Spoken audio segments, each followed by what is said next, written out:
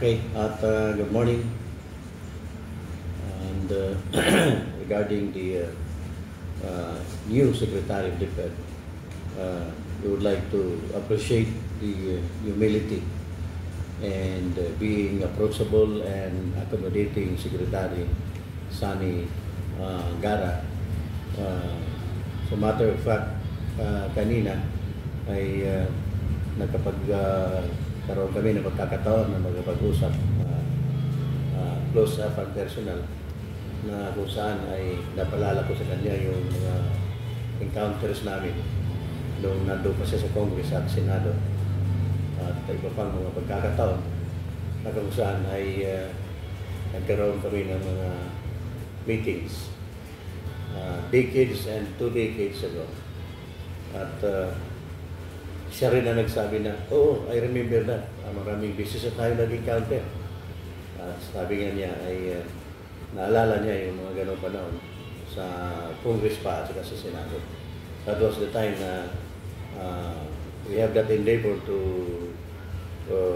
file bill regarding salary increase of teachers and non-teaching personnel and additional compensation for teachers and non-teaching personnel.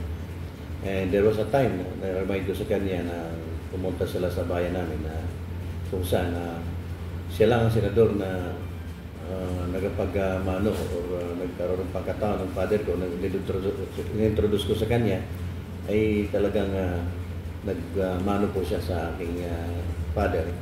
Nakikita mo yung humility sa tao niya. So kanina nang nabanggit ko yung tungkol sa union, yes, we have to talk with the officers of the union.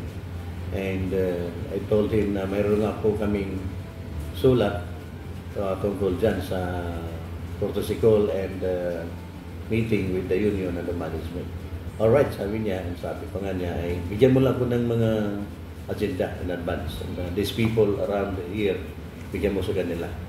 So, hindi talaga siyang mahirap kausap. At sabi ko sa kanya ay parang kaiba ng mga nakaraan na maraming beses kami nag-approach pero hindi kami napansin, no? Hindi kami napagbigyan na makausap man lang ng union ang secretary.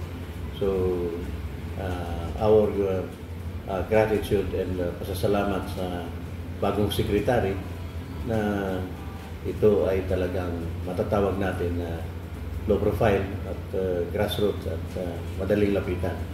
At ako'y maasa na talagang magkakaroon ng magandang ugnayan at magandang partnership ang union at saka yung management.